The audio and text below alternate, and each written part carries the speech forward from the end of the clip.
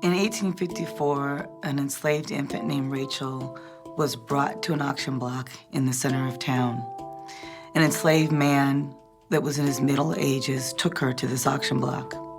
Rachel was about 1 year old, and she was for sale.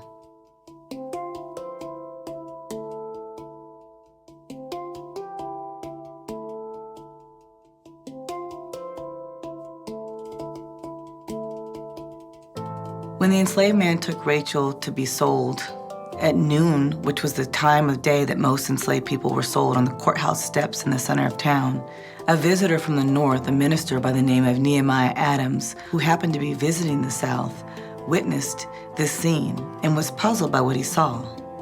Nehemiah Adams walked up to the enslaved man and asked him what he was doing there. And he said, "Master, she is here to be sold." He asked the enslaved man, "Where are her parents? Did they know their daughter was being sold? Where is her mother? Was she still nursing?" Adams also asked the gentleman, "How do you feel about this?" And he said, "I'm just following the master's orders." He actually decided not to stick around for the sale because he couldn't witness this horrific event, so he left. He later found out that afternoon, little Rachel was sold for $140. Rachel's story is not unusual.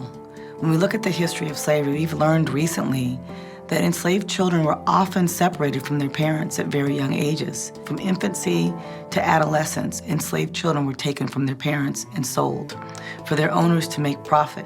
Rachel was being sold that day because her enslaver had a debt, but he had brokered the deal to sell her before she was born. So before she was even brought into this world, there was a deal that was made that was bartered on her life. Parents had to teach their children that they were both people and commodities.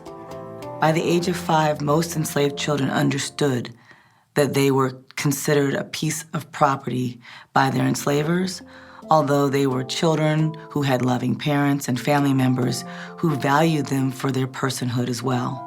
But they had to be prepared because their parents knew that they could be taken from them like Rachel was taken from her mother.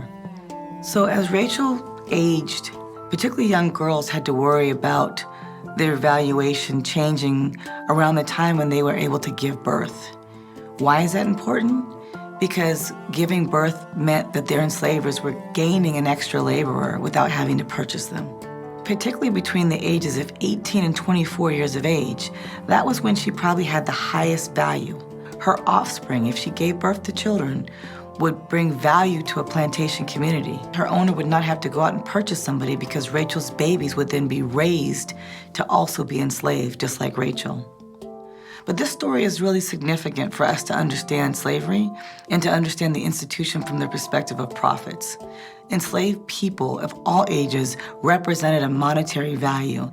They utilized these enslaved bodies to settle debts, to cover mortgages, to serve as deeds for gifts. So enslaved people, enslaved children, enslaved infants, just like Rachel, were sold to settle other people's business.